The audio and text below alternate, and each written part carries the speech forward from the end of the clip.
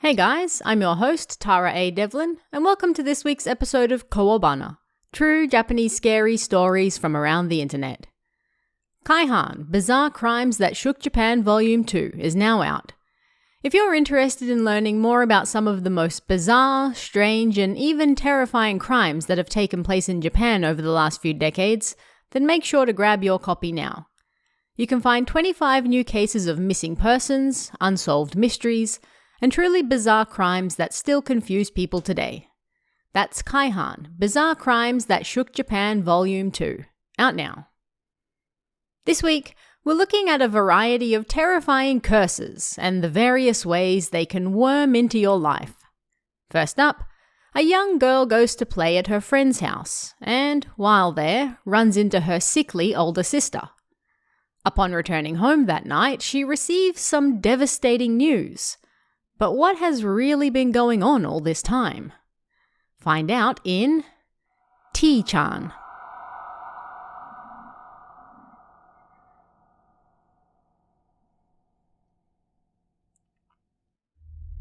One day, T-chan asked me to come over to her house because she had just bought a new video game. I hadn't hung out with her for a long time, but I hesitated, wondering about her older sister and what the other kids in my class might think if they saw us. But it wasn't like I hated T-chan, so I agreed to go. We played her new video game, ate snacks and such. We had a lot of fun together. T-chan, I have to use the toilet, I said at some point. Her bedroom was on the second floor, and the toilet was on the first, near the front door.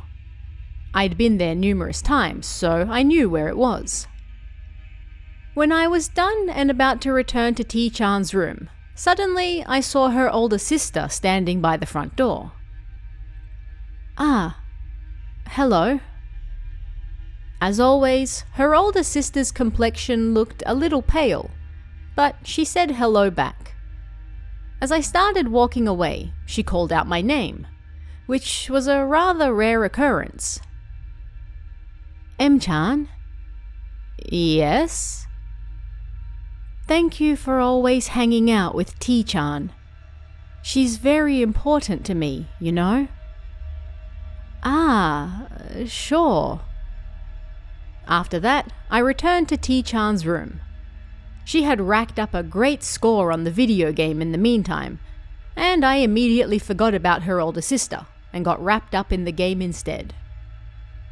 We played until curfew, and then I went home, ate dinner, and got ready for bed. But then, the phone rang. My mother picked it up. Oh, hello! Thank you for looking after M today.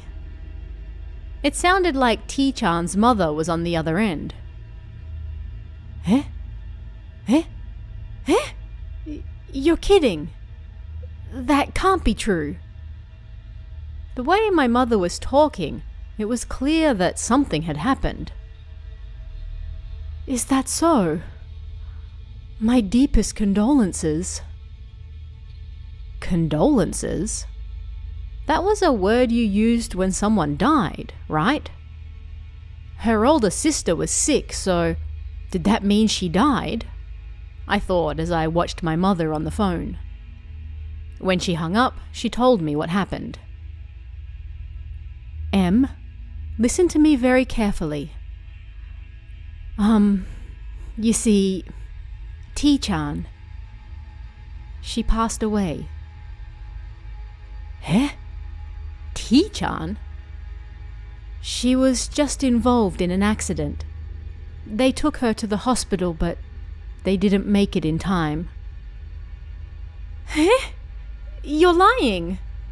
We just played together today. How could she? H-chan, T-chan's older sister, wasn't feeling well, so her mother spent the whole day at the hospital with her. Let me write down what I later heard. So, her father was working late, meaning her mother had to go with her older sister to the hospital. She then called T-chan and told her to buy some dinner from the convenience store. But T-chan would be lonely waiting at home all day by herself, so she invited me over and then told her mother about all the fun we had that day. When she hung up the phone, she then did as her mother said, got on her bike and made her way to the convenience store. But on the way, she was involved in an accident. The ambulance took her to the same hospital her older sister was in, where their mother was. But by the time she got there, she was no longer breathing. We were in so much shock that both my mother and I bawled our eyes out. We had just been playing together and having so much fun. How could she be dead? That night, I could barely sleep. As I was thinking about all the things we talked about that day, and even the snacks we ate together, suddenly I realized something. Her sister was in the hospital, but I had seen her at their house, right? We had spoken. I even thought at the time that she didn't look so well. A chill came over me. I was too scared to sleep, and by the next morning I had broken out in a fever and didn't go to school. T-chan's wake was the following evening. My fever had gone down by then, so I attended with my mother. I couldn't stop crying. Even our teacher and the kids who spoke ill of her at school were crying. T-chan's mother was also crying, but when she saw me, she came over. "M-chan, thank you. T told me over the phone how much fun you had together. Thank you for giving her one last happy memory in the end." T-chan was cremated the next day. And 1 week after that, we got another call from her mother. This time, her older sister had passed away. I attended T-chan's older sister's funeral with my mother. Thinking of how their mother had lost 2 daughters in a row, mine wanted to help out in any way she could. A short while after that, T-chan's mother called us once again. She was getting divorced, and because she was returning to her parents' house, she was finishing up odds and ends. She said she wanted to thank us for everything we had done for her. When we got to the house, the entrance and living room had already been cleaned out. She spoke with my mother for a while about all sorts of things. She said that T-chan's sister had been in the hospital for a few days before the accident, and the doctors said she didn't have much time left. "I think she didn't want to go alone, so she waited for T to pass first," she said. A chill ran through me. Come to think of it, when I saw T-chan's older sister in the house that day, she had said something. "She's very important to me." Did that mean she took T-chan with her? T-chan's mother then said that she no longer needed that new game we played that day, or her other ones, so would I like to take them off her hands? My mother told me I should take them. It would almost be like a memorial service for her. I did as they said and took them. I stared at the games once we returned home. There were 8 of them in a square plastic basket. That new game I played with her was there, and there were 2 games I'd never played before as well. Wondering what they were, I looked at the back cover and then opened them. Inside, I found a piece of paper folded into 4. Opening it, the following was written on it. "It's not fair, it's always you. Mum always spends all her time with you. Nobody would care if I wasn't here. Maybe I should just disappear. Because of you, I don't have any friends at school. M-chan is my only friend. It's all your fault. It's all your fault. I wish you'd hurry up and die from your sickness. Hurry up and die. I hate you, H." There was also another sheet of paper inside that one. It was cut into the shape of a person, and it had the word Hiromi written on the face, and it was covered in the word die written in red pen. I screamed before I could stop myself, and surprised, my mother came running to see what was wrong. She then saw the letter. "T-chan must have been lonely," she said with tears running down her cheeks. "Her older sister was always sick, so her mother had to stay by her side all the time. You did something good, playing with her when she was lonely and being her friend."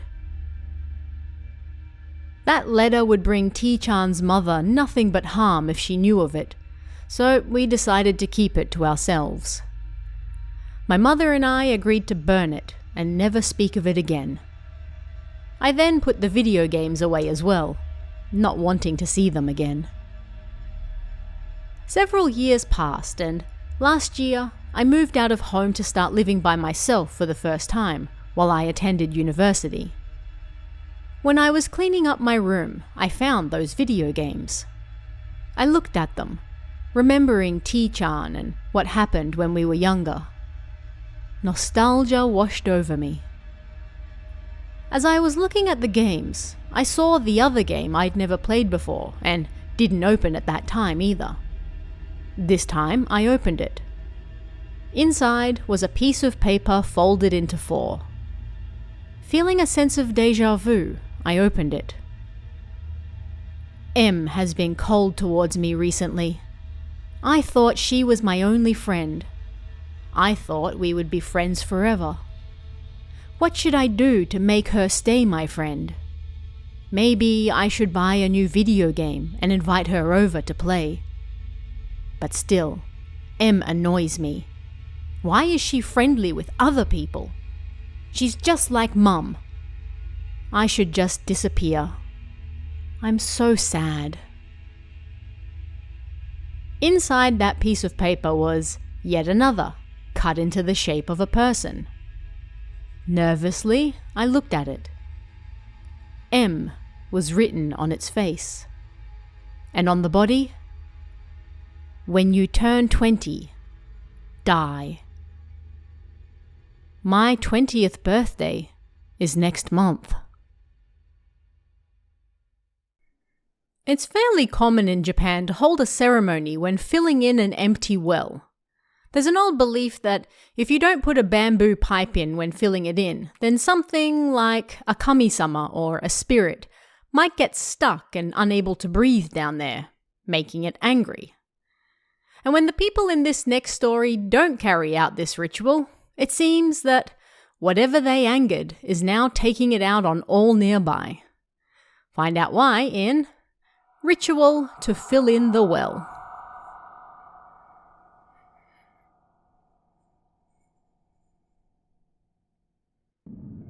I lived in S Ward in Tokyo, and a short distance from my house, around the point where you entered N Ward, there was a small shopping district. Long ago, there was a tenement there, and the well they used to use was left abandoned. When they destroyed the tenement, they then filled in that well, and then ominous rumours began to spread. No, in reality, those rumours probably only spread after the first incident took place. At any rate, I heard this when I was a kid, so the order is a little vague. So anyway, the first incident. It was devilish, or certainly enough to arouse superstitious rumours.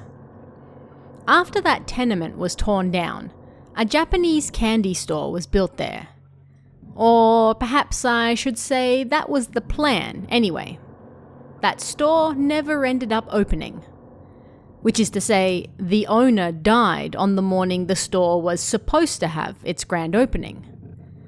I heard it might have been gas poisoning, but I also heard it was a stroke. Nobody knows for sure, but most people thought it was gas poisoning. According to those who believed he died because of gas, he was apparently using gas appliances to make the sweets, and for some reason there was a leak and he died. I've heard people no longer die from city gas these days, but I don't know whether he was using that to make his sweets. Either way, the one thing for certain was that the owner suddenly died and the store was abandoned. The owner had a wife, but once he died, she gave up on the store. In the end, it closed without selling a single product. And so, the rumours of that well, at the very least, they definitely started to spread after that incident. The store owners who worked in that district were apparently quite worried. Of course, they were creeped out that someone who had just moved to the area died before he could even open his store. Plus, bad rumours were bad for business. So about those rumours. Apparently, because no ritual was carried out for the well, that was why bad things were happening. I don't know the full details, but when you fill in a well, apparently you have to put a bamboo tube in there. If you don't, then something might be trapped in there, making it angry. Some people claimed that it was a kami-sama, others a spirit. It differed depending on who you spoke to. But the owner of that land thought that was just superstitious nonsense, and so he didn't carry out the ritual. When the Japanese sweets shop owner suddenly died, a lot of the superstitious people believed that disaster would only befall the land where the tenement was. However, store after store in the shopping district found themselves beset by misfortune. The most extreme was what happened to the owner of the cleaning store that was diagonally opposite to that land. He poured oil on himself, then lit himself on fire and died. After that, the woman who ran the electric appliance store next door had an asthma attack and died. And as these things continued, people whispered that it was the curse of the well upon the entire shopping district. In the years since, several people have tried to open stores on that land, but they all soon leave. I heard one of them took his own life, but I haven't been able to confirm that one way or the other, so I don't know. What is for certain is that a lot of people come and go from that land with the well. After the incident with the sweet shop, that shopping district got smaller in scale, and then in time, eventually disappeared. Maybe it didn't have anything to do with the well, but they are always spoken of together. That land was cleared again, but it had trouble finding buyers. It's about 30 square meters, and now it has been split into two, with a small house on each side. For some reason, as soon as the land was split, they quickly found a buyer.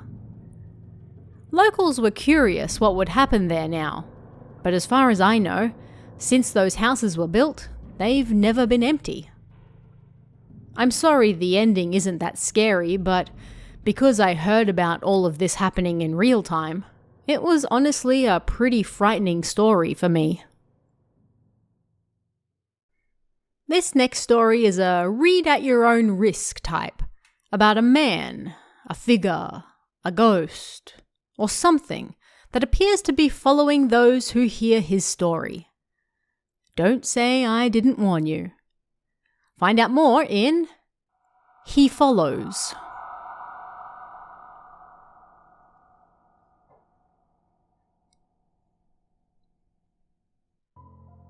I don't know if you'll be cursed by reading this, but it's that kind of story. There was this strange old man I saw on the train I take every day. He stood right behind a woman with, his face pressed to her back. He was wearing a green tracksuit, which is pretty normal, but he only had hair in a few patches, almost like he was burnt or sick or something. Of course, I didn't see his face. You would think people would notice something like that, right? But nobody said anything. And when that woman moved, he got off the train with her. The first time I saw it, I was like, well, that was strange, and soon forgot about it. But I saw it again a few months later. This time, he was stuck to a boy on the train. A few months after that, I saw him again, but this time not on the train, but rather at Osaka Station. It was a little creepy, but no actual harm was done, so whatever, I thought. But the next time I saw him was while out and about in Shibuya. Naturally, I was curious, so I asked my friend about him. "Maybe he's following you," he said half-jokingly, and that was that. For a while after that, I didn't see the old man again, but then a few months after talking to my friend about him, he then informed me that he'd seen him too. "I haven't seen him for a while, so maybe he's following you instead now," I said. And then he immediately went to tell a colleague at work he didn't like about the guy. Apparently after that, he stopped seeing him, and his colleague started seeing him instead. I have no idea what's going on now, though. The boy in this next story isn't a big fan of his father's new wife, due to the way she treats him. And so one night, while hanging out with a friend, he decides to cast a curse on her. But will it actually work? Find out in I Cast a Curse.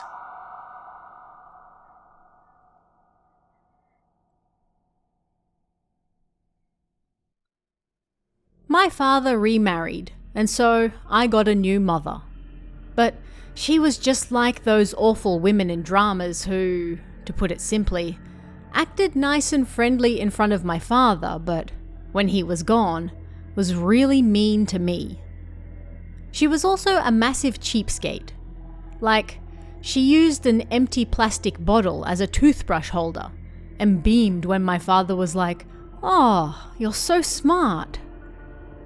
One day, my father went on a trip with her, so I invited a friend to stay the night. We were both into scary stories and such, so we visited various websites related to such topics. But regular scary stories weren't enough, so then we looked into different types of curses and other such dangerous things too. Anyway, I found a site that said, "How to curse someone you don't like with misfortune." I think a lot of people know this one. To carry it out, late at night, it didn't specify a time, you had to put a 10 yen coin in a plastic bottle, along with some hair of the person you don't like. Then, close the lid of the bottle while thinking of the person's name and praying that they die. Once that's done, you had to bury the bottle at a shrine and let the curse do its work. The person you cast it on would then find themselves forever unlucky. It was a kind of childish curse, but the others needed stuff that was hard to get, like cat's blood or the carcass of a rat. So we decided to go with that one and try it out. I used the plastic bottle that woman used as a toothbrush holder, and of course, her hair. There were some hairs on her pillow that we used. "What if the curse actually works?" my friend asked, worried. But I honestly wanted that woman to die, so I carried it out right away. The room we were in was well lit, but the atmosphere still felt kinda strange. I put a 10 yen coin and the hair in the bottle. "I don't care which kami-sama does it, but please kill that woman," I prayed as I closed the lid. Then we went to the shrine behind my house to bury it. Whether it worked or not didn't matter. I went home feeling like she'd finally get her comeuppance. But for a while after that, it seemed the curse didn't work, and that woman continued being mean to me. However, around a week or so later, she accidentally cut her hand with a kitchen knife. "What are you looking at? Go away!" she screamed at me. I smiled at her, like, "Serves you right," and went back to my room. The next day, she fell down the stairs and sprained her ankle. And 3 days after that, she fell down them again, this time breaking her nose. It seemed that the curse was actually working quite well. "The curse is working," I told my friend who was with me at the time. But then he replied quietly, "But you can't fit a 10 yen coin in a plastic bottle." What on earth is he going on about? I thought. But then I grabbed a bottle lying around at home and tried to put another coin in it. It wouldn't fit.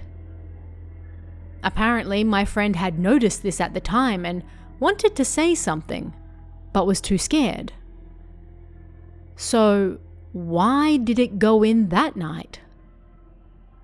Something about all of this doesn't feel right, so I'm gonna go back to the shrine and dig that bottle up. The boy in this next story wonders if he has perhaps stumbled upon a kotoribako, or at least something similar to one, when members of his friend's family all start dying one after the other. What's really going on? Find out in Metal Box.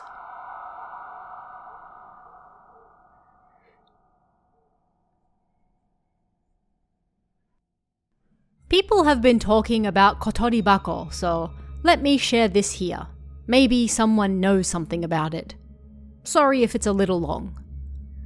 So, I used to live in the mountains of the Chugoku region when my parents moved there for work. I was still in elementary school at the time, and sometimes I played with my friend who lived nearby. I'll call him M from here on out. He had a pretty big yard, and in the corner, there was a rather large wayside shrine surrounded by trees. I played there pretty much every day, so I knew of this shrine, but I'd never actually been near it before. M had never been near it either. Or perhaps it would be more correct to say he was told never to go near it. Normally, his grandfather was terribly scary, so the two of us always obediently listened to what he said. Anyway, before long, his grandfather passed away. I couldn't go to his house to play for a while, but after several days passed, I finally went to see him. And we got to talking about looking at that stone shrine we'd always been curious about. His grandfather was no longer around, and M's parents were out working in the fields, so it was just the two of us. M had 2 younger sisters, but they were playing house inside. Later that night, I heard an ambulance as I was getting ready to go to bed. I rushed outside, and it seemed to be heading in the direction of M's house. My parents decided to head over to check it out, but they put me and my younger sister to bed first. The next day, I heard from my mother that M's younger sister had died. We'd just been playing together until that evening, so I was shocked. Around 2 weeks later, M's father then also died in an accident. He drove over a mountain road with no guardrail in his small truck. Even as a kid, I found it extremely odd that there were 3 funerals so close together. I couldn't help but feel like we shouldn't have touched that box, and because we were scared that people would get angry if they found out, Em and I stayed quiet about it. But nothing in particular ever happened to me or Em. We broke some bones while playing, but it wasn't life-threatening or anything. When I started junior high, our family moved to the city, and over time, I lost contact with Em. Several decades passed, and now I'm in my 30s. But just last month, I heard from M for the first time in ages. It seemed his wife had miscarried. "It happened again," he said. "And to my younger sister too. There was a metal box, right? I wonder if it's because of that." It seemed his wife had miscarried twice before, and his younger sister had as well. That made him curious about that metal box, and because I was there with him at that time, he wanted to know if anything strange had happened to me too, and whether I'd touched it. The memories are vague now, but I'm pretty sure I did. I remember it being really heavy. But nothing like that has ever happened to me, so I don't know. This next tale is a cautionary one.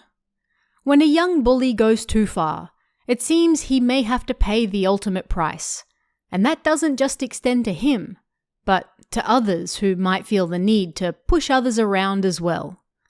And how can one avoid this curse? It's easy. Find out in Fourth Grader.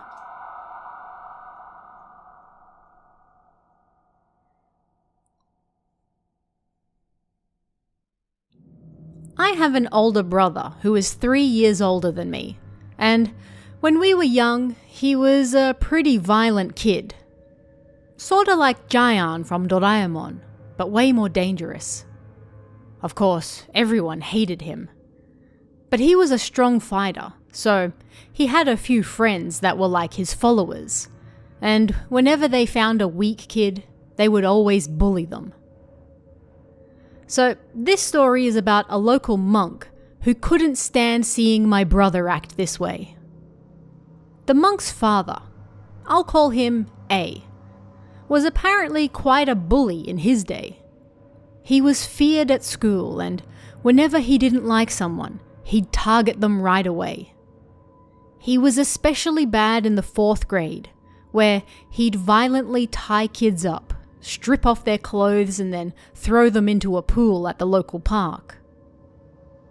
After several of these incidents, finally, someone died. They left behind a short farewell note, then ignored the traffic lights as they ran onto the road in front of a car. The note was a message of apology to his parents and younger sister, and then a final plea. "Please hold my funeral at A-kun's family temple." His parents were unaware of the bullying, so they did as their son asked. A was a little creeped out, but thinking it was that boy's last act of revenge, he laughed a little. And although A-kun hadn't yet finished his training, he also took part in the sutra reading at the family's request. The family then returned home delighted.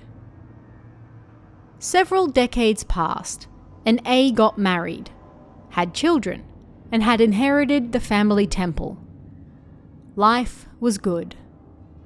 But when his son reached the 4th grade, suddenly A died. It was a cerebral hemorrhage.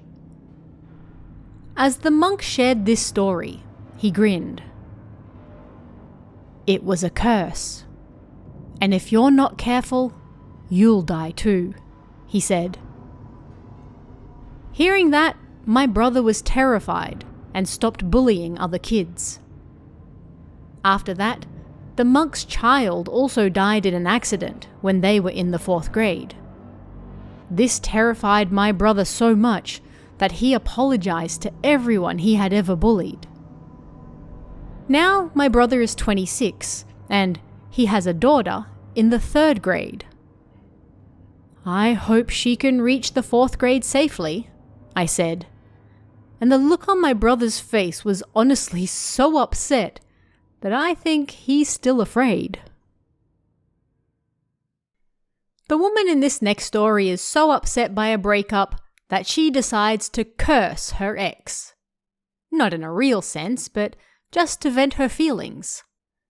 But did she accidentally create a real curse without knowing it? Find out in Casting a Curse.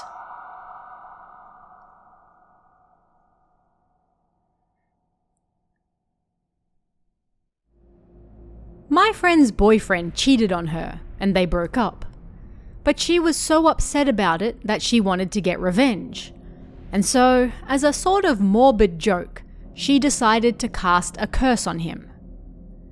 She put down all of her angry feelings towards him on a letter, and then she wrapped that in some of her own hair that she randomly cut off. Then she buried it in front of his apartment. At the risk of repeating myself, again, she just did this as a way to relieve stress. She didn't actually think it was real or would work. She was just annoyed and acted like it was real. Several months passed and she forgot all about what happened. But then suddenly, her ex contacted her. "We need to talk." They met at a cafe and he looked exhausted. "Please, stop this. I know I was wrong, but if you keep carrying on, I'm gonna have to go to the police." She had no idea what he was going on about. "What the hell are you talking about?" she asked. "Whenever I look out the window of my apartment late at night," he lived on the 3rd floor, "I see you standing out there," he said. "Are you stupid? Have you lost your mind?" My friend got angry, but then he got angry in return at her for playing dumb. "I can see your face. I know it's you. I just saw you the other day," he said. And at that, my friend was elated. You see, the previous week, she was out of town on a business trip, and she had witnesses from work to prove it. She told him as much, told him to suck it, and then left. After that, she blocked his phone number and mail address and hasn't heard from him since. However, when she spoke to a friend of his, apparently he was still going on about the same thing. My friend doesn't have any sort of sixth sense, nor is she from a strange family line. But these days, she has a new boyfriend and is enjoying her life just fine. Finally this week, a high school student moves out of his parents' house and starts living alone for the first time.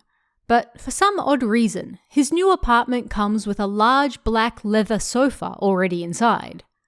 And it seems this sofa might have a rather sordid history. But what's the truth behind it? Find out in Black Sofa.